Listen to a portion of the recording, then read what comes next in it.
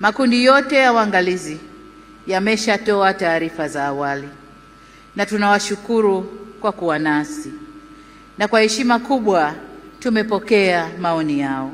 Kama alivyowahi kusema Rais wa awamu ya 3 ya Jamhuri ya Muungano wa Tanzania hayati Benjamin William Mkapa mwaka 2000 wakati akiapishwa kuwa rais, na hapa nanukuu kipande tu cha hotuba hiyo kinachosema: nawashukuru watazamaji wa kimataifa kuja kushuhudia uchaguzi wetu ulivyofanyika.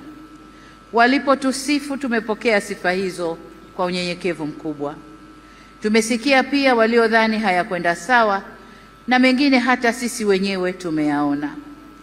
Maagizo ya kutuelekeza nini cha kufanya tumeyakataa. Ushauri wao tutauzingatia ili tufanye vizuri zaidi siku zijazo.